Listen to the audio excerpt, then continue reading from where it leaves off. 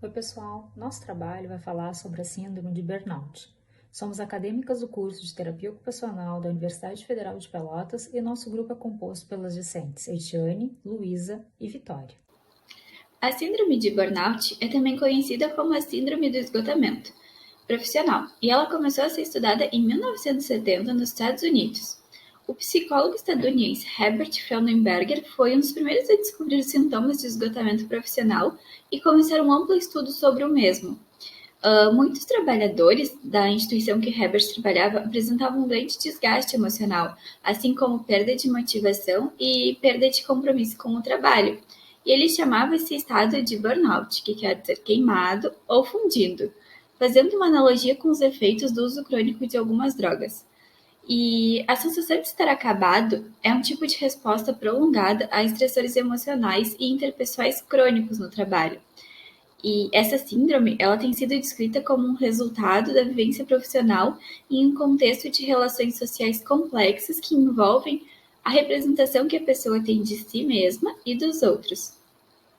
O trabalhador, ele se desgasta e em um dado momento ele desiste, ele perde a energia ou ele se queima completamente, perde o sentido, a sua relação com o trabalho, ele se desinteressa e qualquer esforço lhe parece inútil.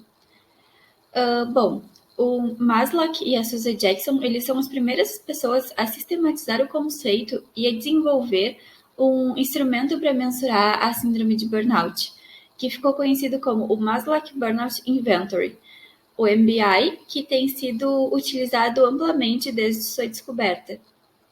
Segundo Maslow e Jackson, em 1981 e 1986, e Maslow em 1993, a síndrome do esgotamento profissional é composta por 3 elementos centrais: a exaustão emocional, que é esse desgaste emocional, esse esvaziamento afetivo, e essa fase se dá logo após uma tentativa de modificar situações estressantes e fracassar; a despersonalização, que é uma reação negativa, insensibilidade ou afastamento excessivo do público que deveria receber os cuidados ou serviços do paciente, que indica uma resposta impessoal e desprovida de sentimento com relação aos pacientes e colegas, podendo abranger um desenvolvimento de atitudes hostis para eles. E a diminuição do envolvimento pessoal no trabalho, sentimento de diminuição de competência e sucesso no trabalho. E isso se apresenta como um sentimento de incompetência, de ineficiência no trabalho e engloba diversas avaliações negativas sobre si mesmo. Maslow e Jackson definem burnout como o estresse crônico próprio dos profissionais de prestação de serviços à saúde, cuja tarefa envolve uma atenção intensa e prolongada a pessoas que estão em situação de necessidade ou dependência. Uma síndrome de fadiga emocional, despersonalização e sensação de realização pessoal reduzida, que surge em resposta a uma tensão emocional de caráter crônico, originada pelo desejo de cuidar com êxito de outros seres humanos com problemas. Então, a particularidade de burnout, ela está justamente no seu caráter de estresse crônico e também por representar uma resposta ao estresse ocupacional, que é muito característico das profissões de ajuda, por exemplo. Visto que a síndrome ela pode afetar diferentes profissionais de diferentes faixas etárias, porém, algumas atividades profissionais elas são mais propensas ao seu desenvolvimento, como é o caso dessas profissões de ajuda citadas anteriormente. Segundo o Ministério da Saúde, os profissionais que estão em contato com as áreas de serviço ou são cuidadores, principalmente aqueles que estão em contato com o usuário, que é o caso de profissionais da educação, da saúde, os policiais, assistentes sociais e agentes penitenciários, eles então são mais propensos a desenvolver uma síndrome de burnout.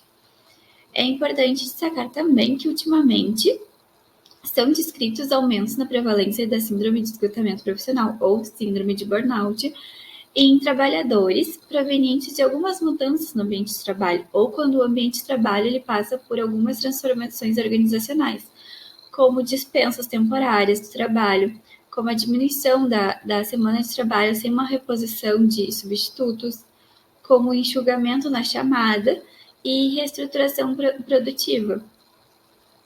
O risco da síndrome de esgotamento profissional é maior para todos aqueles que vivem essa ameaça de mudança compulsória nas jornadas de trabalho ou de um declínio significativo na situação econômica. Todos os fatores de insegurança social e econômica aumentam esse risco de esgotamento profissional em todos os grupos etários. Em geral, os fatores relacionados ao trabalho estão mais fortemente ligados ao trabalho em si do que a fatores biográficos ou pessoais. Os fatores predisponentes mais importantes são papel conflitante, perda de controle e autonomia, ausência de suporte social. Alguns pesquisadores sugerem que a síndrome de burnout é progressiva, portanto, é necessário identificarmos alguns sinais de alerta, para que se realizem intervenções objetivando evitar a progressão para níveis de maior comprometimento. Os níveis são: leve, queixas recorrentes, cefaleias, lombalgias, sintomas vagos, mudanças de personalidade, cansaço, dificuldade para se levantar de manhã. Moderado, insônia, dificuldade para se concentrar, dificuldade nas relações interpessoais, diminuição da libido, isolamento e negativismo. Grave, aumento do abstencionismo, diminuição notável na produtividade, sensação de desgosto, repúdio ou aversão, baixa autoestima, automedicação com psicofármacos, abuso de álcool e outras drogas. Extremo, isolamento muito acentuado, crise existencial, sensação de fracasso, colapso, risco importante do suicídio, quadros psiquiátricos. Então, falando dos sintomas da síndrome de burnout, eles podem ser divididos em sintomas físicos, psíquicos e sintomas ocupacionais. Entre os sintomas físicos, podemos citar alguns, como esgotamento físico, fadiga, alterações no apetite, contraturas musculares muito dolorosas, cefaleias, hipertensão, disfunções sexuais, úlceras, insônia, distúrbios gastrointestinais e um mal-estar indefinido. Já entre os sintomas psíquicos, são vários e alguns que a gente pode trazer o sentimento de irritabilidade, impaciência, uma ansiedade constante, instabilidade, tristeza, desesperança, sentimento de culpa e fracasso, atitudes sempre muito rígidas e inflexíveis, uma falta de entusiasmo e de interesse, uma dificuldade para se concentrar, uma atitude sempre defensiva, um permanente estado de alerta, uma conduta constantemente autodestrutiva, depressão, sonhos repetidos no ambiente de trabalho ou em situações de trabalho.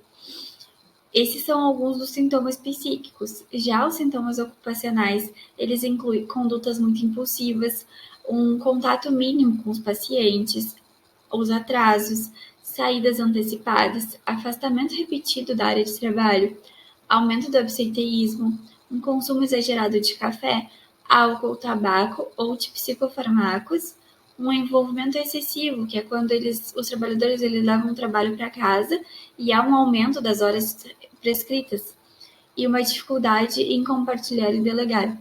Todos esses são sintomas, então, ocupacionais. Entre as variáveis, a gente pode citar idade, sexo, familiares, personalidade e a formação profissional. E é importante também falar que o tratamento, ele envolve psicoterapia, tratamento farmacológico e intervenções psicossociais.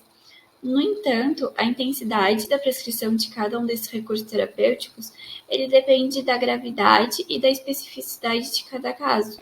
A prevenção da síndrome de esgotamento profissional envolve uma mudança de cultura na organização do trabalho, um estabelecimento de restrições à exploração do desempenho individual, uma diminuição de intensidade do trabalho, uma diminuição de competitividade e essa busca de metas coletivas, mas pensando no bem-estar de cada um. A prevenção desses agravos, ela requer uma ação integrada, articulada entre setores assistenciais e os de vigilância. E é importante que esse paciente seja cuidado por uma equipe multiprofissional com uma abordagem interdisciplinar, para que seja cuidado tanto dos aspectos psíquicos do trabalhador, quanto dos aspectos sociais e de intervenção no ambiente de trabalho. A terapia ocupacional possui características próprias que promovem processos saudáveis diante dessa síndrome, tais como a autonomia e criatividade necessárias para a escolha e adaptação de atividades apropriadas para o tratamento, juntamente com a singularidade de cada caso, o que permitirá revitalizar as reservas emocionais e a construção de defesas contra o cansaço emocional. Esse foi o referencial teórico que utilizamos para a criação desse seminário e muito obrigada.